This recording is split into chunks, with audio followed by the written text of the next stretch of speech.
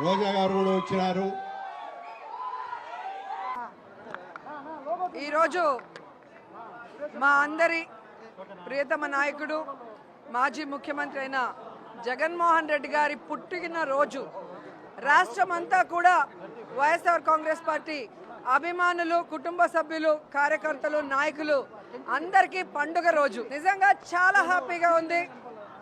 జగన్మోహన్ రెడ్డి గారి లాంటి నాయకుడు ఏ రాష్ట్రంలో ఎవరికీ దొరకడు.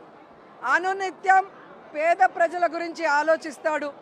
కులం చూడడు, మతం చూడడు, పార్టీ చూడకుండా ప్రతి ఒక్కరికి మంచి చేసిన వ్యక్తి. కానీ మీ అందరికీ తెలుసు, గత ఎన్నికల్లో ఏ విధంగా కూటమి ప్రభుత్వం అబద్ధాలతో, తప్పుడు ప్రచారాలతో ఈవీఎంలని మేనేజ్ చేసుకుంటూ అధికారంలోకి వచ్చారో మనం చూసాం. అందుకే ఈరోజు వాళ్ళు అధికారంలో ఉన్న ప్రజలు వాళ్ళని ఎవరిని పట్టించుకోవట్లేదు. ఈరోజు కూటమి ప్రభుత్వం అధికారంలోకి రావటానికి ముందు బాబు షూరిటీ, భవిష్యత్తుకు గ్యారంటీ అన్నాడు. కానీ అధికారంలోకి వచ్చాక బాబు షూరిటీ, బాధుడే బాధుడు గ్యారంటీ అన్నట్టుగా అయిపోయింది. చెప్పిన సూపర్ సిక్స్లు ఏవి చేయలేదు. కొత్త సూపర్ సిక్స్లు తీసుకొచ్చారు. విద్యుత్ ఛార్జీలు పెంచారు, అలాగే రిజిస్ట్రేషన్ ఛార్జీలు పెంచారు, ఫ్రీ ఇసుక అంటూ 2 రెట్లు పెంచారు, నిత్యావసర వస్తువుల ధరలు పెంచారు. ఎక్కడ పడితే అక్కడ పుణ్యక్షేత్రాల్లో కూడా పబ్బులు పెట్టుకుంటూ, బెల్ట్ షాపులు తెరుచుకుంటూ ఈరోజు ఈ తిరుపతి పవిత్రతని గంగపాలు చేయాలన్న ప్రయత్నం చేస్తున్నారు.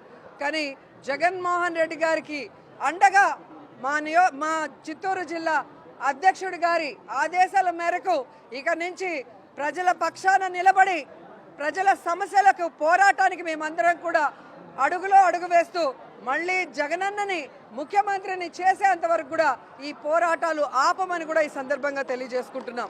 ఈరోజు ఎంత సిగ్గుచేటంటే రాష్ట్ర వ్యాప్తంగా జగన్మోహన్ రెడ్డి గారు ఫ్లెక్సీ పెట్టకూడదంట, కటౌట్ పెట్టకూడదంట, పోలీసుల్ని పెట్టి వాటిని చింపించడం, తప్పుడు కేసులు పెట్టించడం, బెదిరించడం చూస్తుంటే జగనన్నను చూస్తే భయం అనుకున్నాం. ఆయన కటౌట్ని చూస్తే కూడా కూటమి ప్రభుత్వానికి భయం అన్న విషయం ఈరోజు మాకు అర్థమైంది.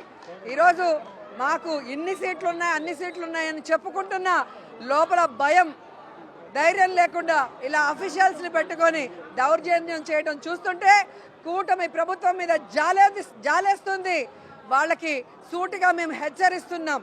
ఇక మీదట ఇలాంటి చేతగాని పనులు, నీతిమాలిన పనులు చేస్తే వదిలిపెట్టేది లేదు.